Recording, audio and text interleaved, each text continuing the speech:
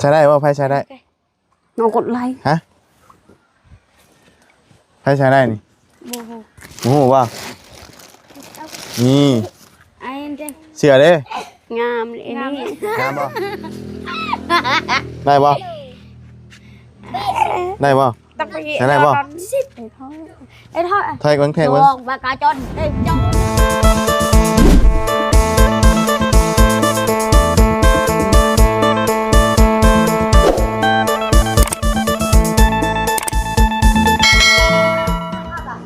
อากาศเย็นๆพี่น้องเอ้ยตอนค่ำตอนแรงเนาะ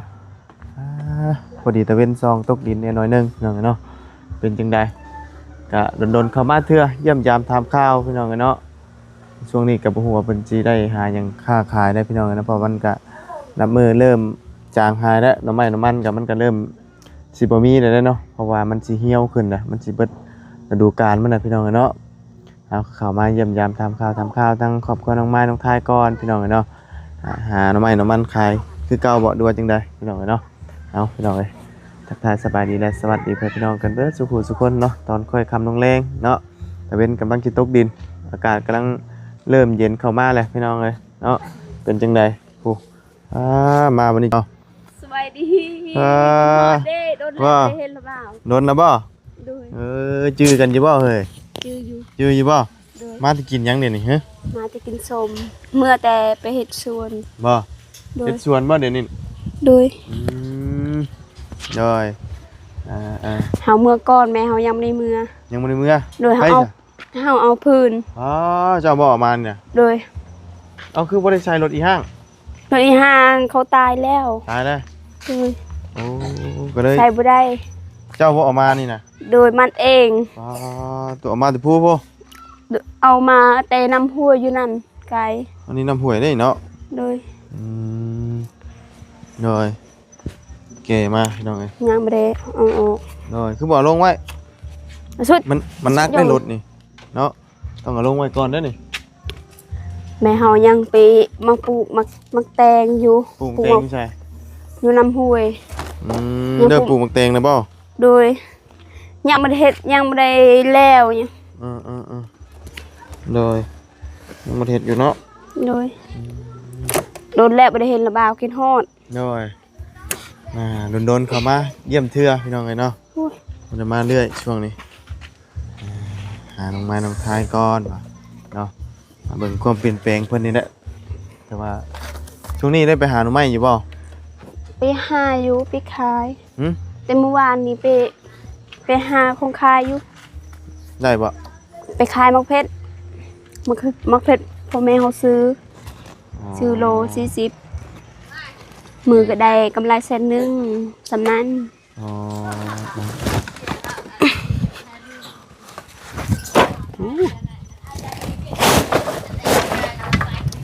คือใส่กระสอบ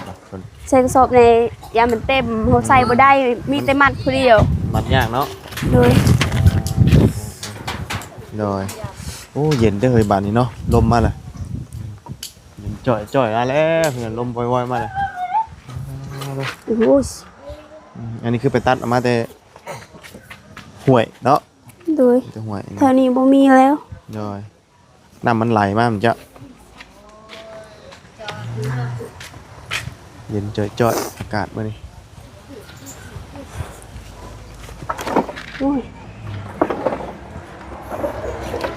ท้ายไปใช่ไหมเขาไปลิ้นเขาเมื่อก่อนเขาย่างเขาเมื่อประมาณ2 โมงเนี่ยเขาเมื่อ2 โมงมันจะมาโดย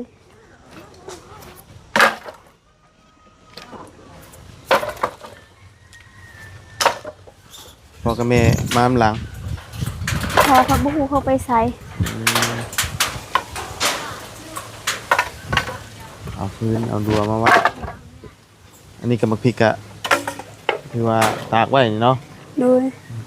ตัวที่ว่ามันซุกตากมากินมาวันนี้ก็เริ่มเป็นสาวได้ทางน้องไม้บัดนี้พี่น้องเลยคือแป๊บเดียวเป็นสาวเลยเนาะมาบัดหน้าที่ว่ามีครูคล้องมาจักบ่ยังมีครูบ่าวมาหาแล้วไปจักบ่มีบ่โดย เป็นได้ไดบ่มีหยังมาแซ่อยู่บ่ บ่มีแต่แช่น้ำ แซ่น้ำอย่างเดียว โดย ช่วงนี้มันหนาวเนาะ โดย บ่ปานใดแล้วช่วงนี้อากาศมันเย็นพี่น้อง เขาไปขายทำไมหน้าไว้รีบไปขาย ฮะ ประมาณไป3 โมงจนหนาว เย็นบ่ไป เล นี่ ย อ้าว ใส่เสื้อก็ซ้ บ่ ำซ้ำโตยัง บ่จังหนาวเป็นหยังบ่ โดย เนาะโอ้โห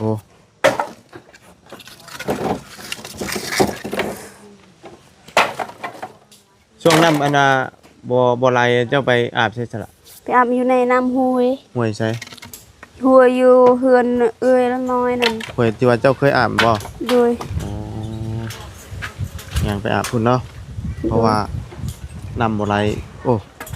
ชิดปลายมือบ่ได้เนาะ โดย มื้อนี้ไหลแล้วบ่ ได้แล้ว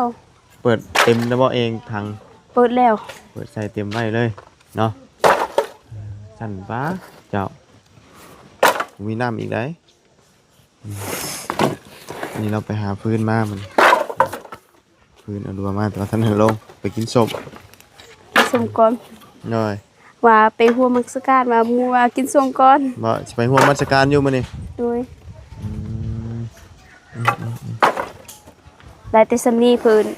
ใส่บ่ได้หลายใส่ เอามาซ้ำนี่แหล้วเนาะสิเอา บ่มีคนมัดให้มัดเองมัดบ่ได้ จะปัดผู้เดียวเจ้าเลย โดย นี่ได้ยังเอามาได้เนาะนี่แหละแข็งแกร่งขนาดนี่กันเอามาเตะพูนบ่ตัวนี้นะ บ่เนี่ยไปขอตัวนั้นเด้ อ๋ออันนี้บ่ โดย อันว่าอันบอกอันสวนนี่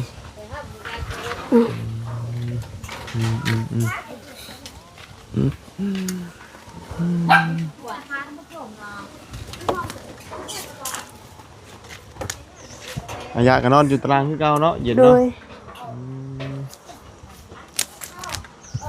เย็นๆหนาวๆใช่ไหมจะนอนจะคนจะตอนนี้ นอน2 คนพี่น้อง สองคนพี่น้องแล้ว โดย โมบ่ได้มานอนนำเลยติ บ่แล้ว อ๋อถือว่าบ่ได้มานอนนำแต่หึงนะบ่ โดย ใช้ไปเบิ่งดูหมักชะลีเจ้าพ่อจะได้กินอยู่บ่ มันบ่ได้งาม ฮะ มันบ่ได้งาม หมองาม โดย ข้าวนี่ชั่วโมงนี้เจะตำมาบ่ด้วยสิเอา ต่ ตำเอาเนาะ ำโดยตัวนี้ปลูกมะมะเพชรอยู่เขาปลูกอยู่นี่ ให้นี่ โดยตัวนี้อะไรนี่แล้วมะเขือนี่มันบ่งามมักสิรีเฮา บ่ได้กินเลยบ่อั บ่ได้กิน บ่ได้กินเลย โดย โอ้บ่งามเนาะ ก่อนนี้แล้วเฮาเฮ็ดสวนเฮาอยู่น้ำห้วยนี่ประมาณเฮาเฮ็ดนี่ ประมาณไหน เฮ็ดฮอดเฮือนนี่ประมาณฮอดเฮือนครัวเฮานี่เนาะ ใช้จะปลูกอยู่ในอันของเจ้าอยู่ไว้ อยู่น้ำห้วย อยู่บองอันเจ้าเราไปอาบน้ำนะ บ่นี่มันไกลอีหลี ไกลบ่อันเจ้าปลูกนะ โดย อ๋ออันที่ว่าเอาพื้นมาเลยเห็นบ่ โดยบ่มีเพิ่นก็เช่น เนาะก็ช่วงนี้ก็ที่ว่าหน่อไม้นี่มันอยากเบิดเด้อเนาะ โดย มีอย่าง ไป นี้ หา แล้ว ประมาณได้แต่6 ธง ฮะ ได้6 ธงเขาไปหา3 คนไปหา เดี๋ยวแต่6ธง โดยบ่มีของขายว่าต้องไปหาได้แต่6 ธงก็ไปขายกันดอก มันบ่ค่อยมีแล้วหน่อไม้หน่อมันก็เพราะว่ามันเหี่ยวเบิดเด้อเนาะ นี่ ได้ เสียตัวอยู่ ได้แต่พริกที่ไปขายเมื่อวานดิ โดยมะเพ็ดเฮาก็ยังหมดแล้วนี่มะเพ็ดเขาว่า อืม เฮาซื้อเอา เลยซื้อเพิ่มต่อ โดยซื้อก็มีใส่คารามัน อืม มันเฮาซื้อประมาณได้60 ธงหัวก็บ่ได้200,000 เลย เฮาซื้อว่า400,000ได้แต่200,000ชุดจะใกล้พวงอ้าว เฮ็ดยังนะชื่อคนมันบ่ เลย บ่มีเลยมันยังบ่มีหัวดอกมันน่ะ ยังบ่มีอยู่ให้เฮามีมื้อนั้นลายอยู่เฮาเอา ไปจ้ะนึ่งข้าวนึ่งน้ำเรียบร้อยแล้วบ่มื้อนี้ มีตู้นึงแล้ว มีตู้หนึงแล้ว เลยเอามือแต่นั้นแบบไปซ่อนเลย บ่หนาวบ่ไปสอด หนาวอยู่อยากกินปลา อ๋อ เฮาบ่ได้เมื่อว่าถือข้าวอยู่นั่นโน่นเห็นไปซ่อนก่อน ย่อย บ่มี เย็นจับเนาะ เด้อ ตัวนี้เรียบร้อยแล้วตัวนี้เนาะ โดย F สเปเล่แล้วพี่น้องไปต่อบ่ได้แล้วเนาะ โดย เบิดแล้วหมุนมังแล้ว สิบ่มีสิใช้เลย อ่า ใส่เหล็กก็ยาก ซ่อมก็บ่ได้บ่ สอบได้อยู่ประมาณบ่มีเงินแล้ว เออ เงินก็เสียค่าไฟค่าน้ำนี่ก็ ไปเสียจักเทื่อแล้วเพิ่นมาเก็บแล้วบ่ เฮาเก็บแล้วบ่ฮู้เฮา หึ เฮาบ่ฮู้ อันบ่อันจะตั้งแต่เข้านี่เพิ่นมาเก็บแล้วบ่เฮือนเจ้ายังอยู่บ่ เขาเก็บแล้ว เก็บแล้ว ไม่ตู้นี่แหละของเฮาบ่คือ ย่อยโอ้โหจับย่อยไปขึ้นเบิ่งตู้เย็นเดี๋ยวมีแต่น้ำบ่มีหยังแช่ได้บ่เดี๋ยวนี้ มีแต่น้ำบ่มีหยังแซ่ หนูยังก็บ่ได้บ่ บ่มี อ้ายนี่บ่ อา ได้ หาร หยัง กิน แช่ ยังบ่ เลย มี เออ มีแต่มือหิวข้าวไปหาหน่อไม้วันนี้ไปหาหน่อไม้ไปซ่อน เอาไงบ่มีหยังแช่ได้เนาะย่อยกินไปวันเนาะเย็นแต่บาดนี้ไม่ หนาวนี่ มันก็หนาวเด้อเนาะหนาวมันมีต้องหามันได้มามุกนี่เด้อนั่งผิวเผากองไฟนี่ เบิ่งผิว ฮะ วิสาวผิวแตกเนาะโอ้ยเนาะผู้บ่าวสิมาเล่นอยู่บ่มื้อแลงนี่ฮะ บ่มีผู้บ่าว ฮะ บ่มี บ่มีบ่ ตุ้ย ยันว่าบ่าวบ่ได้มาแต่หึงเนี่ยอันยันว่ามีผู้บ่าวมาเล่นมาหัวนํ บ่มี บ่มีบ่ มีแต่ทักอยู่ในโทรศัพท์ ฮะ มีแต่ทักอยู่ในโทรศัพท์ มีทักในโทรศัพท์อีกผู้บ่าวนะ โดย เพิ่นว่าไหน บ่ฮู้ เฮ้ย เฮ้ย เปิดโตได้บ่นี่ บ่มันบ่มีแต่ทักเล่นซื่อ ทักเล่นที่ชื่อบ่ ๆโดย ผู้ว่าวนี่บ่ เลย บ้านไหนบ้านไหน บ่ฮู้เขาบ่ได้บอก มาบอกครับเพิ่นทักว่าเพิ่นว่านี่ได ตักเสียงในภาษาเจ้าอยู่อันใด เออเลยมีมันทักมาหลายอยู่เนาะสายอยู่บ้านใดวะติเจ้าตอบไปว่าไหนบ้าน อยู่วันสกี เพิ่นว่าไหน เขาว่าโดย เอ้ย เขาเว้าภาษา เอ้ยสวัสดีสวัสดี โอ้คิดถึงคิดฮอดเด้โดน เลย นี่เราอย่าละปากกา แล้วเบิดแล้วบ่ปลูกไข่ปลูกสวน จะเชื่อเรื่องพญานาคบ่ เนาะไปใช้ไปอันนั้นบ่ไปฮะเออ ใช่ก็ลอกหรือเลย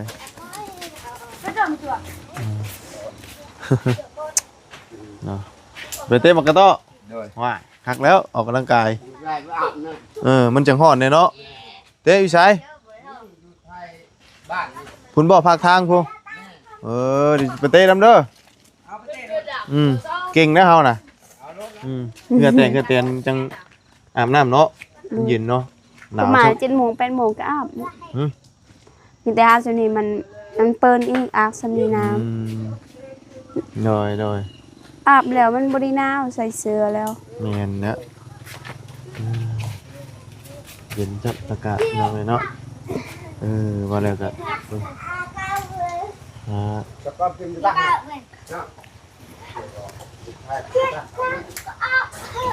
เสื้อผ้าเนาะอุ่นใส่หนาวปานใด อีมันได้อยู่เลยแกมาไข่เลย ใช้เอาเสื้อผ้าให้เล็กน้อยใส่กันพี่น้องเลยเนาะไปนี่ยิงน้องเจ้านี่ไปบ่ฮู้ว่าใส่ได้หรือบ่ ชุดพี่ชนะชุด มีเสื้อผ้าเล็กน้อยนะ ชุดไปชนะก็เลยเอามาเยอะมาจากคือมาชัก ไป เตะบ่ บางทีหาเลือกเบิ่งให้เด้อมีสุดเล็กน้อยอยู่พี่น้องเอ้ยฮู้ว่าสิได้ภายในเนาะเพอมันมีสุดนั่นแหละเดี๋ยวสิอันนะครับแบ่งให้เพิ่นใส่พอได้อุ่นพี่น้องเอ้ยเนาะมันหนาวเลยสังเกต เยอะส่งมา เนาะ แล้วปรึ สังเกตแฮง โอ้ย่างนั่น เอ้ยเนาะไปตอดผ่ายกันเบิ้งแล้ววันนี้บ่ได้เด้อนี่เด้อ มาฮึบโอ้ยเดี๋ยวสิเลือกเบิ้งเสื้อให้ใส่นี่แต่บ่ฮู้ว่าสิใส่ได้บ่ได้นี่ส่งสีแดงได้นี่มีส่งนำ ไอ้เด้กดไลค์นี่ ใช้ได้บ่ไผใช้ได้ น้องกดไลค์ ฮะไผใช้ได้นี่ โอ้โห โอ้ว่านี่ ไอ้เด้ เสื้อเด้ งามเลยนี่ งามบ่ หนู เอ้ไผใช้ได้นี่ไผใช้ได้ ก็บอกว่าชัก ถามหน่อยใช้ได้บ่ใช้ได้บ่นี่น้องกันนี่ ใช่ได้ ได้อยู่บ่ได้เด้เนาะนี่เอาส่งเด้ส่งเนี่ยส่งน้ำเอา ได้ไอ้เนี่ยเอาก่อน หมอน้อยนี่เนาะ อยากมีเด็ก ใช่ครับแกะน้าเอาเลย พอได้อุ่นๆนี่นะพี่น้องเอ้ย โป๊ะมักยาว เสื้อได้ จะมีเสื้อแดงๆงามอย่างนี้ เสื้อใหม่ๆได้นี่ ไอ้เด้ ผู้น้อยนี่ได้บ่ ได้ ได้บ่ครับหมอน้อยเพิ่นบ่น้อยบ่เบิ่งเทพมันก่อนได้อยู่เนาะ ได้อยู่ เอาหามา เป็นจุกก้นอ่ะเช็คเสื้อ ส่งใหญ่พุ่นเนาะใหญ่เพิ่นบ่ส่งนี่ได้อยู่ติ ได้อยู่ เอาใส่รถมาถามหน่อยนี่เด้มาพี่ ป้าพี่แพทเอาที่ ส่งได้นี่ส่งนี่ได้อยู่นี่ ได้อยู่ เชื่อได้บ่นี่ ได้แล้วสวัสดี โอ้น้อยพอเนาะน้อยพอได้นี่ต้องอิ่ม ตัวใหญ่ เบิ่งนี่ตัวนี้พอดี ตัวนั้น นี่เบิ่งแทกมันก่อนยืนอันนี้เอ้ยเอาปั๊บมักซิบนี่ ปั๊บมักซาวเอามักซาวก็ได้ ให้ยิงเดี๋ยวสิคนให้ ก็หาใส่จุดได้ สีเก่าเจ้าได้บ่นี่ได้บ่วะมายืมเบิ่งได้บ่ได้บ่ ต้องไป ใช้ได้บ่ ไอ้ท่อ ไทยกันแทกเบิ่ง บากาจนเต็มจอยเนาะ ได้อยู่ที่เขียนฉันเพิ่นบ่ได้บ่คำบ่ได้ครับ เราได้เยอะมากเยอะเก่าอีกเลยจนถึง บ่ได้บ่มีตัวใหญ่มักทำหลานหน่อยนั่นเด้ ยิ่งเหลือ ได้บ่ใช่บ่นี่สิใช่อยู่บ่ได้นี่เนาะ ได้อยู่ เอาไว้ใช่เฮ้ยเอาชงนี่นี่ anh chết chồng ơi ชงนี่ đây ได้แล้ว luôn นี่ đang ngồi chờ rồi có hỏi xảy ra chuyện cái gì ผู้นี่ได้น้องเจ้านี่ này ồ hả ตัวนี้ใส่ก่อน ngam lên từ đi ใส่เอสเอาพอดีเบิ้งเพราะว่าตัวนี้มันน้อยพวกตัวนี้ชงนี่ได้ดอกชงเนาะชงนี่เขาพับขึ้นก็ได้เนี่ยเอางามๆเลยเรียบร้อยเนาะเก็บไว้บ้านนี้เพราะว่ามันเป๊ะเลยกับบ่ได้แล้วสุดนี้ก็ได้เนาะlại bạ phải để khi sau เด็กใจยังไงคนละเล็กคนละหน่อยเพราะได้ใส่หนาวๆจังบ่เย็นปานใดเนาะ ใหญ่โพดนี่บ่มีนี่นะใหญ่โพดใหญ่เกินนี่เนาะchạy tay vô đi chơi เมื่อตบก่อนเด้อยินบ่ à chỗ này จักอยู่บ่ตบก่อนน่ะจักบ่เอาพี่พี่ อาตะกี้ ขอบใจเด้อพูดขอบใจพูดขอบใจเด้อขอบใจอ่ะ คนได้อาตะไหน Sài Gòn ใหญ่ ขอบใจเด้อจ้ะชุดจะเข้าใจ เลยว่ามันน้อยแบบนั่นอยู่เพราะว่าส่วนใหญ่เพิ่นสิใส่เสื้อใหญ่กว่าหักได้อยู่เนาะเราถือว่าน้อยแฮงมันเป็นสุดจะว่าใส่ S ใส่ L สินะใส่ M thì vô đi chơi được ปา không นใดบ่ค่อยพอดีปานใด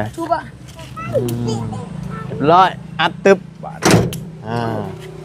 มีแต่เทื่อหน้าเนาะพออัน นั่นก็จังให้เพิ่นใส่อีก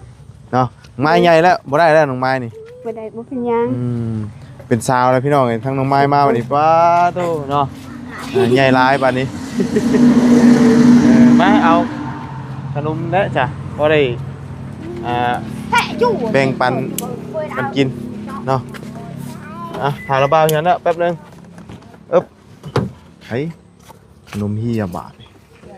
เอาเบิ่งขนมกันเด้อโอ้ย เดี๋ยวจะตักให้เดี๋ยว เอาขาจับกล้องเอาจับกล้องให้เอาอันนี้ได้ใช่ไหม ได้ ไปแยกง่ายเด้อเมื่อสักเด้อนี่เด้อเนาะปากแตกเนาะช่วงนี้เนาะ ดู เย็นแห้ง เดี๋ยวให้ยังบ่ได้อาบน้ำอยู่ โอ้ยสิได้อาบบ่มื้อนี้เนาะ ประมาณ7 โมง 8 โมงแล้วได้สิอาบน้ำตลอดบ่ได้อาบน้ำนอนบ่ได้ เลยป้าสาวป้าไปกันเด้อเสนอเจอกันไหมเนาะ ขอบใจเด้อทางผู้ใหญ่ใจะดีหมู่ทุกผู้ทุกคนให้อยู่ดีไม่แห้งให้ร่ำให้รวยให้สุขภาพแข็งแรงไปเชียงใดมีแต่โชคดีให้อายุยั่งยืนนอนได้เงินหมื่นตื่นได้เงินแสนเงินล้านคนเจ็บอย่าได้คนไข้อย่ามีให้พัฒนาเชียงใดให้มีเชียงนั้นขอบใจดีเด้อทางบ้านให้อยู่ดีไม่แห้งนี่เด้อให้ FC ขอบใจดี เนาะไปเมื่อหาอันอาบน้ำอาบท่ามันหนาวพี่น้องในช่วงนี้สงเงียดเนาะสงเงียดแห้งไปซะพี่น้องเลยเนาะโดยจังใดก็พบเจอกันใหม่ขอบคุณพี่น้องด้วย FC เด้อที่เข้ามาติดตามนะครับส้มเนาะเสือกับเสือทั้งพลุงกันแหละพี่น้องเนาะเลือกให้เพิ่นพอได้ใส่เนาะไปแล้วสบายดีเด้อพี่น้องเลย